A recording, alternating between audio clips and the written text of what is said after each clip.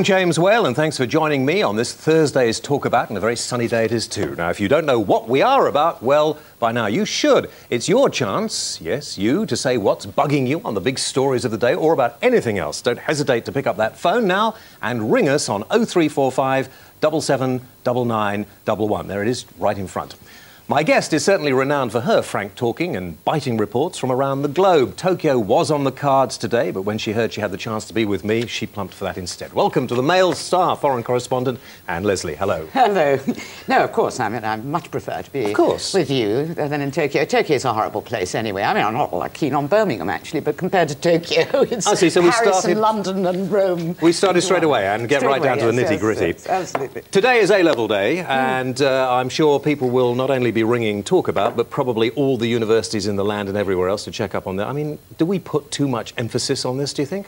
Well, as the mother of a teenage girl who went through this at GCSE last year and is sort of halfway through, I mean, I don't know, I certainly didn't sleep when I was waiting for her results last time. I think we are putting too much emphasis, but that's partly because the world is putting too much emphasis, in a way, on qualifications, or not too much, but is putting so much emphasis on that because, you know, there was a time when people could leave school and know they could get a job. It didn't matter if they had O-levels or whatever, but those jobs aren't there anymore. So people now are in a terrible race to get qualifications. I remember somebody saying to me, I thought it was quite funny at the time, they said, you know, James, even my daughter, who's a university graduate, can't get a job. And some of these people have never been to university get jobs. I thought that's really the wrong way to look at it.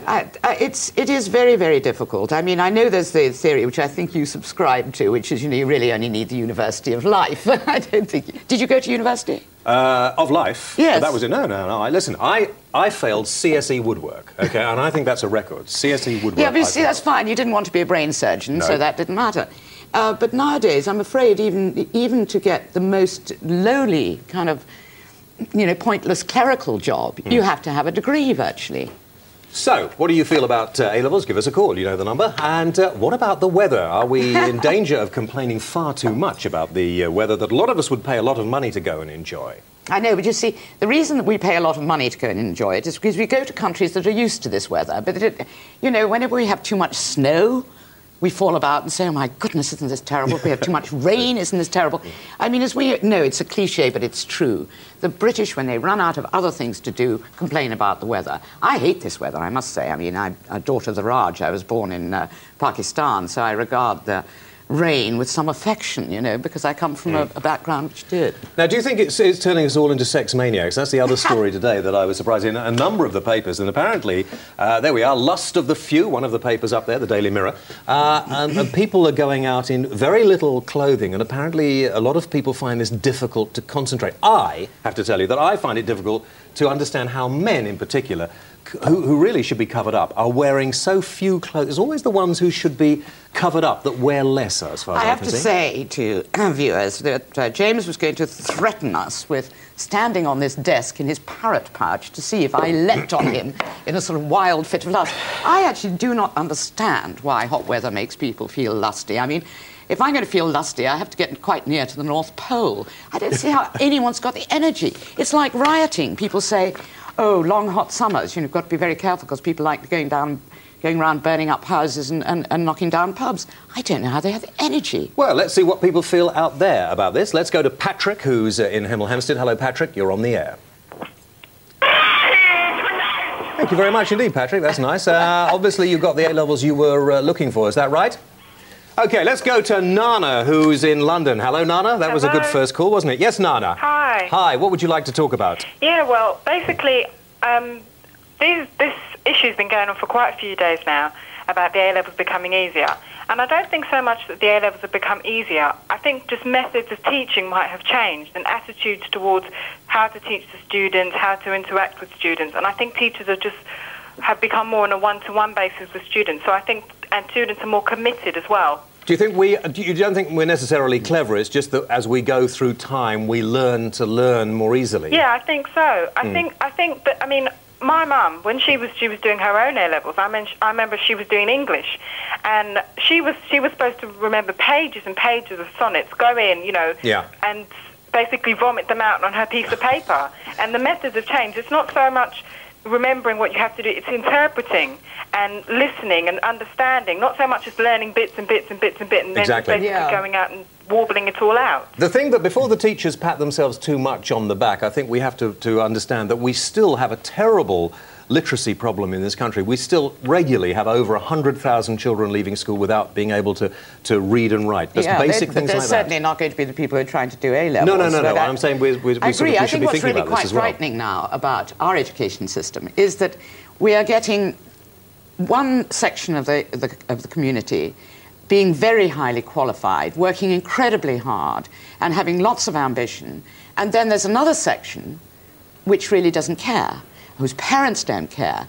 And I fear for this because I think there aren't going to be the jobs for the people who don't care about education. I'm really very worried about that. Nana, you were talking about how the older generation had to remember huge chunks of things. I still have nightmares about A-levels. I still think, my goodness, I'm supposed to have learned King Lear off by heart, and I'm going to fail on that. But whether it's got easier, of course, it's less of a memory feat, but whether it's got easier, I don't know. For example, Exeter University, I gather, showed a lot of exam papers to some academics from, I think, these were maths exam papers, and they were from 1910, 1930, 1951, 1917, 1990. And they asked, whether the exam had got easier. And the academics said, no, the exams actually got more difficult. But what has happened, possibly, is that marking has got easier. Let's find out, because down in Betsy Coed in South Wales, Margaret is on the line. Hello, Margaret. Hello there. Now, Margaret, you are apparently an examiner. Yes. A CSE examiner. I've been examining for 25 years at GCSE or level. GCSE, I should keep up to date, shouldn't I, really? Yes. It's English that I examine, which is very subjective, and it's extremely carefully marked. Lists of criteria are very, very carefully set out, and you have to be extremely careful with each candidate. But for 25 years, I built up a picture of what a grade C candidate was. Then I took a 3-year break. And this last year, I was marking examinations, and I kept giving the wrong grades and being told that I must mark more easily. So you're basically saying that it's easier to get an A-level now. I said you were in South Wales. Of course, you're in North Wales, aren't you? Yes, that's right. He didn't do geography. I didn't know. In fact, I've only just learnt where Wales is. So are you actually saying, because everybody's... I'm speaking of GCSE, because I haven't marked A-level, and it is a little different. But it does seem to me that people are now giving a grade A star where they would have given a grade A. And all the grades have shuffled one, which makes that crucial grade C level. OK, Margaret, the thing, of course, is, though, that maybe as we go through time, that things change and the way we relate to things change. Thank you very much indeed for that. Let's go to Bronwyn, who isn't in Wales, funnily enough, who's in Norwich. And Bronwyn, you're on Talk About Now. What's your point, please? Hello, yes. Somebody said something earlier this morning about dieting being in the mind. All in the mind. All in the mind, All in the yes. mind. And as somebody, a 49-year-old housewife who's been trying to lose weight since she was 12, following various diets, I've done just about every diet I should think there is, and they just don't work. It seems as soon as I say I'm going on a diet, my body says, oh, Lord, no, you're not. And let's store up all the energy. Exactly. Listen, think thin and stop eating. That's all you have to do. Well, think as we know, James has no problem. He just sort of thinks beautiful, and he is. But for the rest of us, thinking beautiful or thinking thin isn't quite it. I agree with you. I mean, I've been dieting, I think, almost since I fell out of the womb. And as you can see, I'm not exactly successful at it. But I'm not saying a word. I mean, you're trying to draw... I'm not going to say a word. You're more successful than I am. Oh, come on. Listen, I vary between size 10, very occasionally, and size 18, and I'm heading towards the higher end. But there is something in the idea that dieting makes you fat, because your body has got a perfectly sensible idea, which is, on the whole, it doesn't want to starve. It's a mechanism for survival. And so if we do too much dieting, we, in fact, of course, when we fall off the wagon and we start falling into the cream cakes, we put on more fat than we would have done before. So I'm trying very hard to take my own advice and not diet. Bronwyn, do you like food? Well, I've done so long without what I would call a packet of crisps cream cake that I'm now actually able to have a packet of crisps and a cream cake because I've discovered exercise. Ah, well, there we are. Very wise. Well, after 20 years, I've suddenly got a horse again. And it's such a culture shock looking after a horse after 20 years and worrying about it. And I don't know whether it's the worry or the work, but I've melted off almost 3 stone. I think it'll be the fact that you have something else to occupy your time rather than worrying about your self-image and getting on. That's what I think. Yeah. Well, yes. I mean, I think when James said it's all in the mind, he's picking up on a news story about some research done about a particular chemical which our brains have called serotonin. Yeah. And if you diet very drastically, you actually damage the uptake of that serotonin, which you need. And there are some drugs which actually can correct that. Now, I've done a lot of research on eating disorders, and I may say I'm appalled at the number of eating disorders there are in this country, particularly among young women, particularly among young girls. I mean, there are 6-year-olds doing this, and they are damaging their brain chemicals. Are we in danger, though, of I'm sure Bronwyn will probably agree, but we're in danger now of this cult thing. I mean, every television programme, I'm surprised that we're not stopped halfway through, talk about, and somebody comes on here and does a fitness regime behind us. I mean, everywhere you look, somebody is selling a video, doing a plan. People know whether they eat too much or they drink too much. No, it's not as simple as that, because actually, I mean, we all have friends who eat as if indeed they're Bronwyn's horse, and they still look like stick insects. Don't you be rude about Bronwyn's horse. I'm saying, I mean, Bronwyn's horse is clearly not on a diet, and that's why she's not either, unless you're eating his oats. Anyway, listen, I'm glad you're happy with the way you are. Let us now go and talk to Emma, who is in Ramsey. And Emma, at this particular moment, as we speak, you are waiting for your results. That's right, yeah. They haven't yet come. No, they haven't. I can't pick them up till 2. Oh, dear, that's unfair, isn't it? Yes. So what's going through your mind at the moment? Right, well, I noticed on the news this morning they said that pass rates have risen nearly 10% over the last 5 years. Now, as part of our course, we had to, either as test or revision, do past papers during that have been set over that time, almost going back 7 years, in fact. And the standard, as far as I and my friends could see, actually hasn't dropped. They didn't get easier year by year. There isn't the trend they are suggesting. I think this all about the standards falling is just put about by miserable people who've got nothing better to do in their hot offices without air conditioning. That's what I think. I mean, if you get an A-level, well done. Well, I mean, I certainly know from, my experience, my daughter and her friends, is they are working their little socks or their Doc Martens off. And I don't seem to remember that in my youth I worked quite so hard because not so much was hanging on it. But I do think that it is a possibility that the marking has changed because, in my youth, which is, I admit, an extremely long time We've ago... done that. Yes, I know. But there was a deliberate cut-off that they had to fail 30% of the candidates.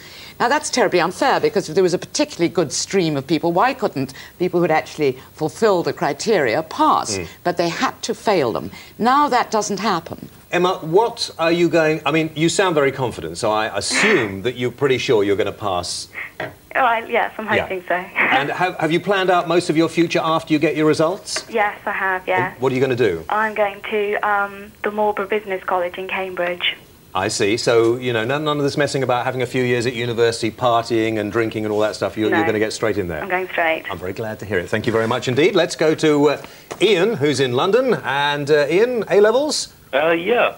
Well, actually, a point no one seems to have picked up on yet, the examining boards. When you think about it, they make their money by persuading more schools to take their examinations. Therefore, if they make the examinations easier, those schools have more children passing A-levels. Ergo, they get more pupils because they're all on league tables now. Nice idea. Are they really? Do you think? I think Ian's got a point that we have all these competing examining boards in this country. I mean, Scotland has only got one, and I think the same with Northern Ireland. And apart from the computer mess up that Northern Ireland's had, I think there's less argument about it because you don't have this wide variety. And it's quite true. A lot of schools are now doing pick and mix between examining boards. And maybe we have to look at that. I think we also have to actually look at the fact that not everybody needs to have these very sort of hugely inaccessible in many ways qualifications. Quite often there are lots of... I mean, employers are now, aren't they, deciding who they're going to take on by the qualifications for jobs that really don't need these sort of academic qualifications. I know, but that's the way life is, I'm afraid, and it's around the world. And I have to say, I mean, we talk about Japan. I've done a lot of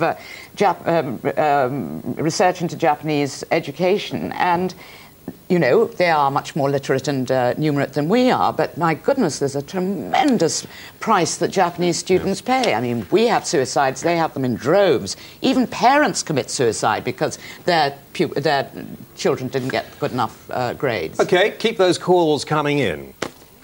If you've got something you want to talk about, ring us now on 0345 779911. Whatever's eating you up, we want to hear about it. That's 0345 779911. Welcome back. This is Talk About. My guest this afternoon is Anne Leslie, and the lines are open. Just call us. It's very warm in here today as well. I know what it's like out where you are. We have the doors open, the windows open, the aeroplane's going over, and it's still warm. You can fry an egg on his... Thank forehead, you. yes. Right. Let us go to Sarah, who's in Bishop Stortford. Sarah, hello. Hi. Hi, Sarah. I think I'm going to agree with you, Sarah, but go on. Okay, basically, I've been in the beauty business now for about 10 years, and I used to work in a health farm. And there we used to get a lot of customers of all types, very thin. We used to get models, all sorts of different people. But the basic point is nobody's ever happy with themselves. Nobody's ever got a positive image. And I feel that a lot of the media and television have a lot of responsibility for that.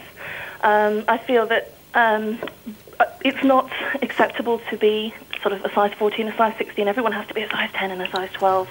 And what really frightens me with the latest medical results is that there's enough problems that we have with illegal drugs being distributed through certain slimming clubs and people who are very thin becoming anorexic because they're not positive. And I feel that the media should maybe try and focus on a more positive way to represent bigger people, because we are great, we're beautiful, and we have a lot to offer society. We should have a health farm for bigger people then, shouldn't we, really? I think that's a good idea. I go to one occasionally.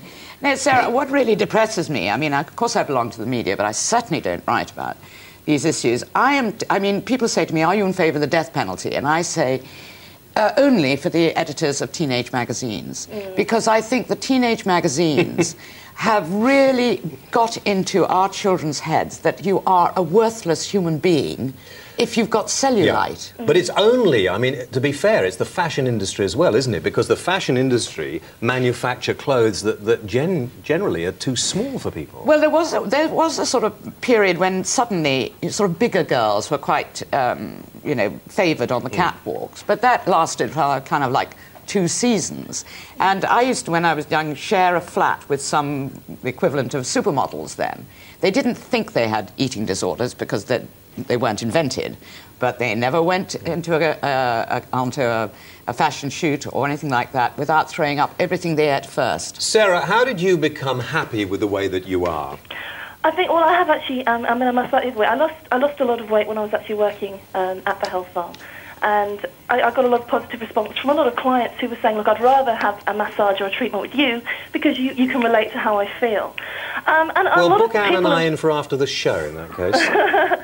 And a lot of people who I knew that were overweight would say, right, I'm not going to buy myself any more clothes until I'm thin. And everyone was getting really depressed and rejecting themselves. And I thought, no, I mean, I'm 6 foot tall and a redhead. I'm going to make the most of this. Book me in, forget Anne. OK. I'll tell you, one of the most wonderful places to go to if you are on the larger side. I remember when I was very, very large, I went to do a job in Tonga, which is an island in the Pacific, where they don't go in for pocket Venuses. They like something the size of a Gladstone bag. And I must say, they consider you under-endowed if you're not a sort of 44 double D cup. I had a wonderful time leaping around the copra bushes. I'll bet you did. On that particular note, we'll leave it there for the moment. Thank you very much indeed. We'll go to Arthur in Fareham. Arthur wants to change the subject completely. Arthur. Good morning, Mr. Whale, Miss Leslie. My gripe is about the way they discriminate against the old-age people, DHSS. If I may, I'd like to give 3 comparisons. Sorry, Arthur, before you carry on, this is talking about the story which was in a number of the papers today. I was looking for it, I can't find it at the moment, about some pensioners losing their places in retirement homes.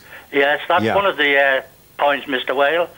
There was the 2 old ladies that had to separate because she'd used all her assets for her home keep, and the the council was moving away from a sister to a cheaper home. Then there was, compare that with the immigrant that came into the country as a student, never was a student as far as I could see from the reports, gets £520 a month house benefit and draws the dole. Then no, I'm not against saying the rights or wrongs of immigrants or single parents. OK, Arthur, so what would you suggest would sort this problem out? What would you like to see done? Well, they want a fairer treatment for the older people. Why is it then that pensioners, who are a very powerful group if they all got together, I mean, there are an enormous number of pensioners now, could be politically very, very tough. Why don't they do something about it? Well, you tell me, do the MPs take any notice of them? Well, if the pensioners got together, they jolly well have to take some notice. In fact, this is happening in the United States, you know, and the pensioners have got themselves so wonderfully organised is that nobody can do anything against their wishes, because the pensioners tend to vote in the United States, and young people don't. I think, Arthur, that the problem is really that we are going through an appalling transition period where people of your generation assumed that, you know, the welfare state said what it meant, which was from cradle to grave, you would be looked after. But things are much more expensive now. They're not only more expensive, but we're all living much longer. We are drawing comparisons. I mean, a single-parent family gets a housing benefit, income support. Yeah, but Arthur, do you really think it does any good to somebody's case having a go at someone else who's not well off either? Someone else. I'm drawing a comparison. Yeah, but why? What benefit does the comparison do? Look. This year we've had the D-Day celebrations. I agree. We've had the VJ celebrations, and everybody's standing up and praising these veterans, what they did for the country, etc., etc. No, that is the generation they're discriminating against. Yeah, but if as Anne said, pensioners in this country took a lead from the American pensioners and actually stood up and formed themselves into organisations and did something about it, you maybe could change things. Well, you've got organisations, you've got the Royal British Legion, you've got all the veterans associations, but nothing's done because our MPs turn around and say they aren't their delegates, they're representatives, well, they do what they want. You'll have to organise yourself. Arthur, for the moment, thank you. But if you have a suggestion maybe for Arthur or would like to carry on that, give us a call now, 0345 779911, and we'll see what happens. Let's go to Jane, who is in Hitchin in Hertfordshire. I know where that is. And she feels frisky. Is that right, Jane? Yes, it is. I do. Oh, Jane.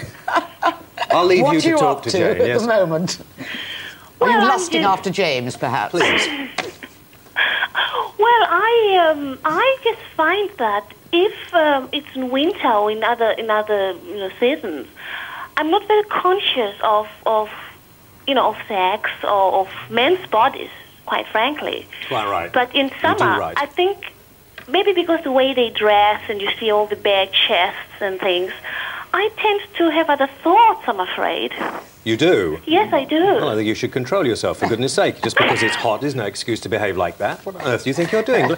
Move quickly on to Vicky, who is in Taunton. Hello, Vicky. Hello, James. Hello. Now, oh, my gosh, yes, Vicky. Well, tell us what you want to say. I just read it on the screen. Well, I mean, I don't know how much I can say on air, so I'm going to be a bit careful here. But basically, it's my boyfriend. I mean, since the hot weather, he has just not stopped wanting sex, basically. Please, the people waiting for their A-level results, their pensioners worried about what's... It's a terrible dilemma, isn't it? Yes. But, I mean, I don't know have you not been...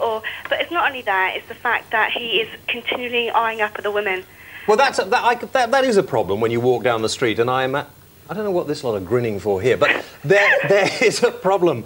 Surely it sounds funny, but it's not. I mean, OK, it's fine. I mean, I don't mind to a certain extent, but when you're continually with somebody who's looking at other women... But if you go to a supermarket and you look at some of the shapes and sizes in the supermarkets trying to do their shopping... Yeah, I don't mind to a certain extent, but it just needs to be in this heat. I don't know if it's the heat that women wear less. Fine, go ahead, do that. I don't mind that. But it's just continually, when with him, he's just always eyeing people up.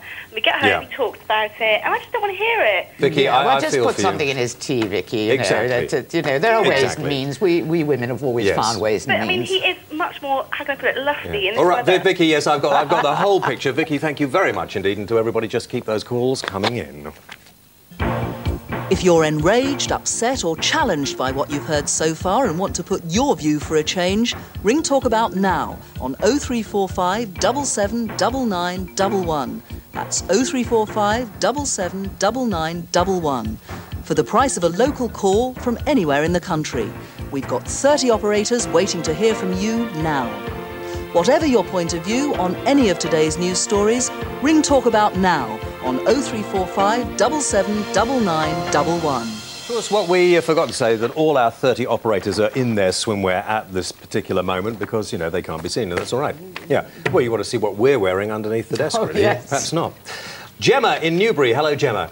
Hi. Now, A-levels, Gemma. Yeah, I just like to say I don't think I can contend with the last call. No, well, don't try, please, because it's warm enough in the studio without that. Okay.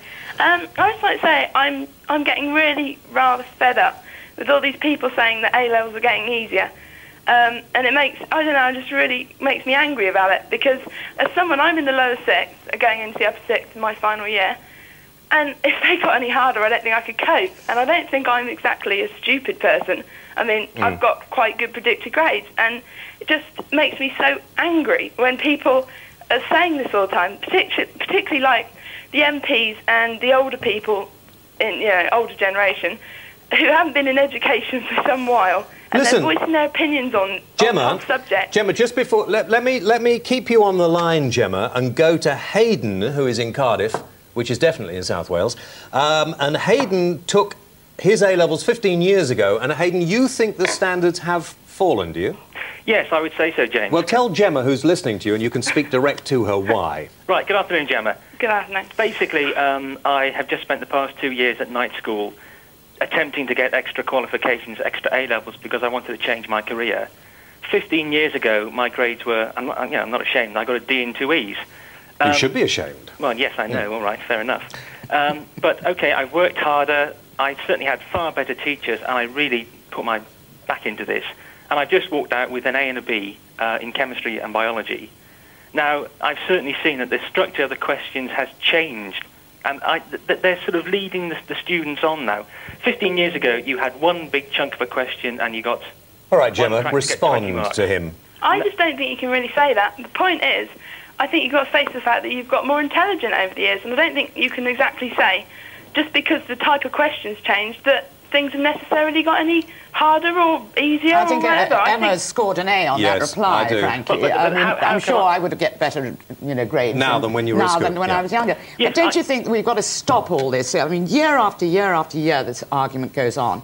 And I'm glad that there is now, I believe Gillian Shepherd or whoever is now going to start a really proper investigation into this issue. Because I think it's very demoralising for all our children who are, working so hard to be told by fuddy-duddies, oh, well, you're just basically, you might as well be, doing exams in Play-Doh. Exactly. Well, I don't exactly call myself a fuddy-duddy. Well, Hayden, we were wondering about that. But, Hayden, you must agree, though, that in 15 years' time, Gemma probably would sail through the exams that she's now taking. With the benefit of hindsight and a few more years of life, things become easier. Possibly, yes, but when you can see over the 5 or 6 or 7 years, the structure of the questions has changed to help the student. As I was saying a few seconds ago, whereas 15 years ago you'd have had one big question and you'd have got 20 marks. Now the question is broken down into, say, 10 sections, and you get 10 goes at getting 2 marks. So let Gemma just respond before we move on. That is so untrue. I just don't think that... I know you said you've just done your... It depends on what subjects you're doing, though, obviously. I mean, I'm doing history, English and politics, and there's no way that they are helping me. I mean, I've been predicted 3 ABs, and I've worked really hard for those ABs, and I don't think that it's fair at all for people to come on television and say that they're getting easier, when in other countries, people, if you're doing well, they all go, yay, great, whereas in our country... Wonderful, Gemma, you have won that argument hands down. Sorry about that, Hayden. You're out of here, and we go on now to Judith in Blackpool. Now, Judith, here to talk about A-levels, and all this talk of A-levels ignores experience, you say, that many older people can't get jobs. Yes, I've been a midwife for 21 years, and 5 years ago I went to Saudi Arabia. Before that I was a senior midwifery manager. Went to Saudi, ran my own unit there, was fairly senior, and have come back and cannot get a permanent job because I've been told that I haven't done any further education. I'm up to date with my refresher course, but it's very difficult in Saudi doing. Can I make a suggestion? Lie. When I left school, I don't care anyway, you can come and arrest me afterwards. When I left school, my first job was a trainee buyer for Harrods. Don't ask why, anyway. And to be a trainee buyer for Harrods, you need all sorts of qualifications.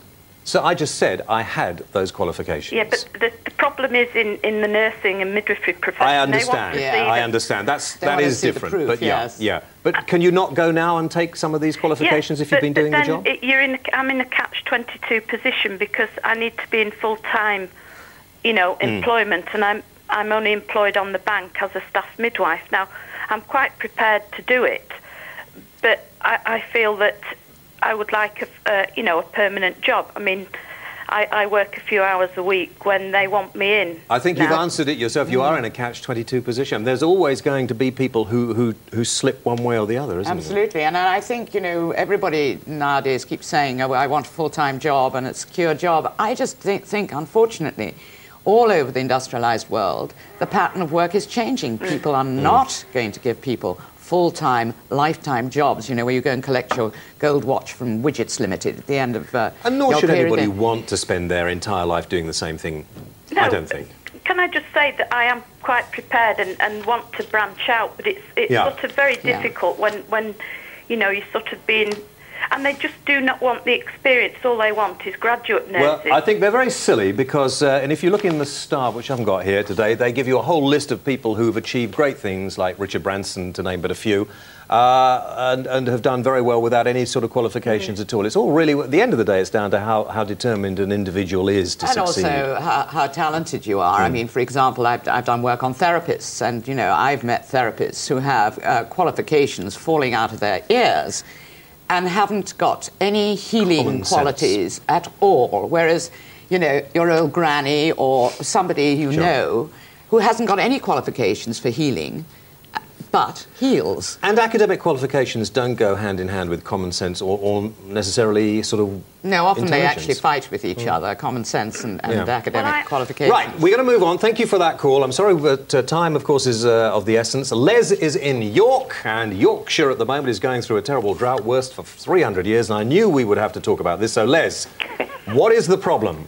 Well, there's no problem actually in York. We're one of the few places that never have water worries. No, you have floods in the winter. Yeah, and I've been flooded a couple of times and know the results of that. There's 800 square miles of water, land drain through York, and that's a problem that's apart from what we're discussing now. You should be selling it. The situation is, the reason I rang was because I think there's one thing being missing from the debate on water shortage, and that's the possibility of recycling water.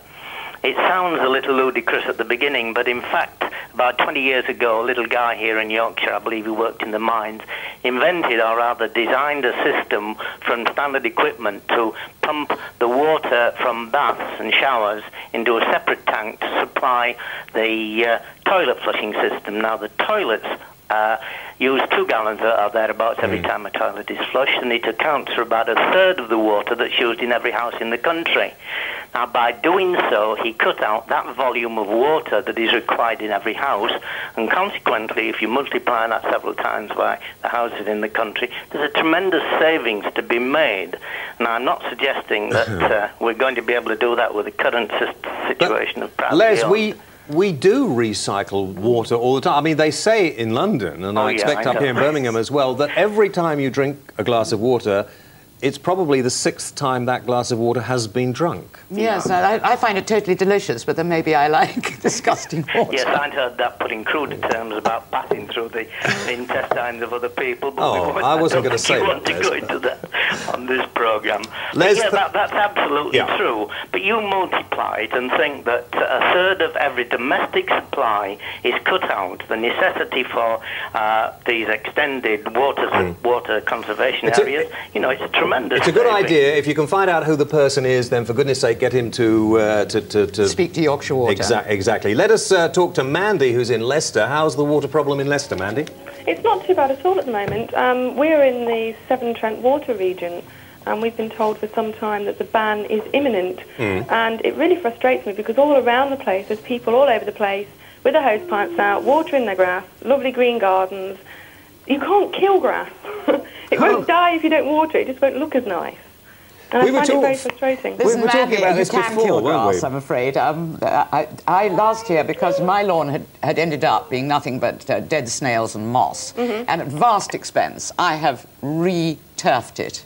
And of course, suddenly at the beginning of this thing, and then now my lawn looks like little brown doormats. But I'm watering often it, on the though. continent, well, you shouldn't. I know, dead of night I go out. Often somebody's going to tell somebody. Often you go abroad and you see lots of lovely brown lawns that I'm sure come back in the winter. Do we really? I mean, why do we worry so much?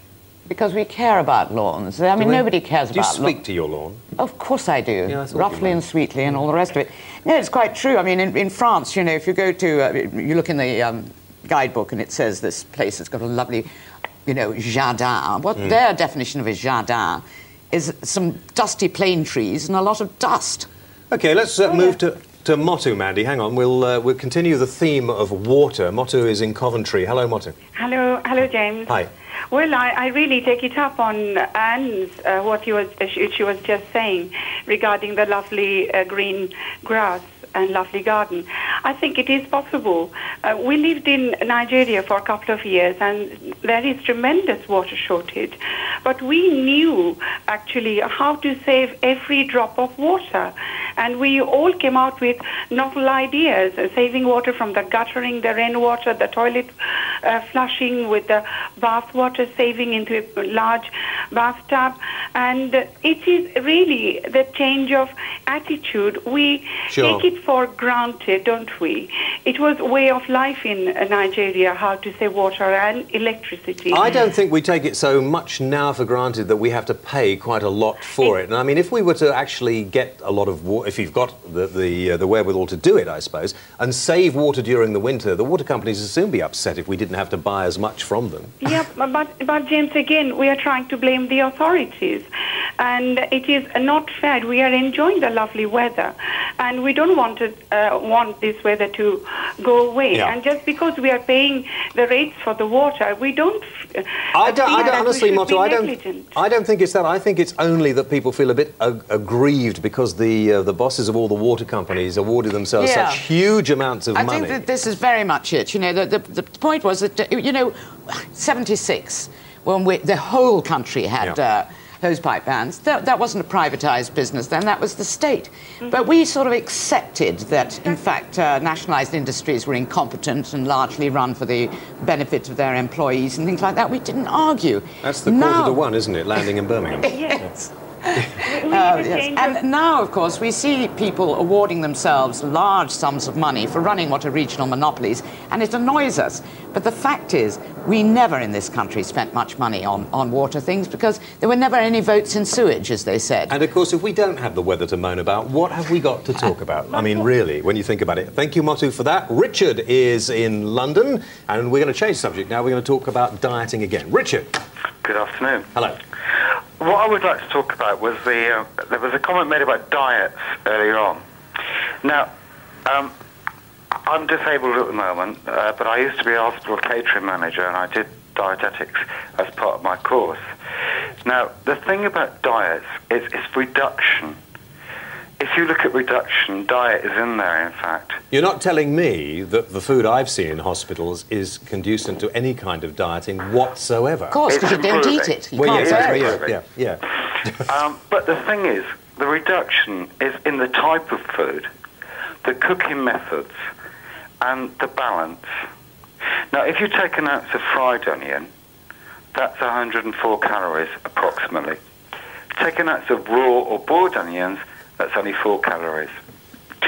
So if you get on that sort of diet and you stay on it, you will lose the weight. Yeah, and be bored stupid. Thank you very much. No, you won't be bored stupid. Come on. I mean, worry about every little thing you're going to put in your mouth. Add up the calories. You see people doing their shopping and adding up what they can eat and what they can't. You can make quite an interesting diet out of it. It's up to you. Whether you want smoked salmon or salmon steaks or whatever. I don't want to think about what I eat too much. I want it to be as a surprise every day. Let me just remind you, we're talking about this because of the newspaper story about serotonin, which is the chemical which sometimes you lose being on diets and doesn't do you any good at all. And people say that it's sort of the way you think about your self-image can actually help whether you're fat or thin. I think it's an oversimplification. Yeah, I think it is. And you know, and Richard's going on about calories and how much, you know, this really frightens me because I'm barking on about this because I really do feel it's so important that people mustn't get completely hung up about this. A friend of mine who went through the 60s as an anorexic. Keep that thought in your mind. The only thing she remembers, when she was asked by her children what the 60s were like, and all she can remember is half a banana is 50 calories. Joy from Bromley is on the line. Hello, Joy. Hello. Hello. Now, let's keep that thought in mind at the moment, because Joy says concentrate on mind and soul and not body image. Yes, basically why people worry, whatever age they are, why they worry about their appearance is because they want to be liked and admired and loved, right? Yeah. Well, there are other things that we like and admire people for. I mean, if you think of Stephen Hawking, who was all twisted and hunchbacked and everything and had to type everything he had to say with his toes, he's one of the greatest men that ever lived. You know, as a scientist, we admire him not because of what he looks like. And we all know thousands of people that are so wonderful, and they look like nothing on earth. You know, if I'm starting a magazine, I'm launching it in September, precisely to counter. I agree with that lady sitting next to you, to counteract what is being done with all the magazines, no matter how highbrow or lowbrow they are. They're all of them. They've forgotten there's such a thing as somebody living inside that body, and that's the person that counts. Thank you, Joy. A little free advertising for Joy. Let's talk to Fiona in Birmingham as we rush towards the end of the programme. And Fiona, you just graduated. Yes, that's right. I was going to say as a mature student, but that would be very rude, and I wouldn't even say that. Yes, well, I graduated as a mature student, and I haven't got any A-levels. And so that's the point I wanted to make, is that if any students are watching and they haven't passed their A-levels or they haven't got the grades they want, don't worry about it. It's not the end of the world. There was 35 of our mature students like myself who've passed our degrees. We've got second-class honours degrees, and none of us have got any A-levels. We got O-levels, but no A-levels. And I don't think there is enough. I think there's not enough emphasis on this. That it's not the end of the world if you don't get your A-levels. Exactly. Couldn't agree with you more. Now, we have a number which is going to come up in a few moments, I think, for people who are worried and would like some help, because whatever anybody says about it, the pressure is still on. I actually think it's very nasty for people to go and say, oh, well, you might have got an A-level, but it wouldn't be as good as the A-levels we had a few years ago. No, I think it's very depressing, and I think that's why, you know, really an investigation has to be, just to decide the thing forever. But the other thing, all those people who are feeling like suicide now because they didn't get their grades, you know, after the age of 25, certainly, nobody ever asks you what your grades in GCSE or A-level are. Let's give this number, the National Student Hotline number. It's open 24 hours a day, and it's 0800 100 900. Okay, 24 hours a day on 0800 100 900. And if you have a problem, you just want to talk to somebody, give that number a ring. Now, who should we talk to? Let us talk to Fiona. No, let's talk to Linda. Thank you, Fiona, for your call. Linda, embarking. Yes, Linda. Oh, hello. Hi. I wanted to address this first of all to Anne. And I'm flying the flag for the non-A-level worker, because I've listened to a lot of this going on, and it does anger me. And I don't know if Anne actually realised, and I don't think she did, having listened to her other comments, was that when she first said lowly clerical worker, she was clarifying an attitude that we've got in this country. I know she probably didn't mean it, but there are lots of companies, and I'd like to fly the flag for them, that don't want A-levels, that employ very Linda, I have to stop you there. We've run out of time. It's a very good point. Thank you very much indeed. I'm afraid to say that's it for today. My thanks to Anne Leslie. And to you for calling in. Keep trying. If you didn't get your view on air, there's always tomorrow when Joan Bakewell will be in the hot seat masterminding her guest, Magnus Magnusson. From both of us, goodbye.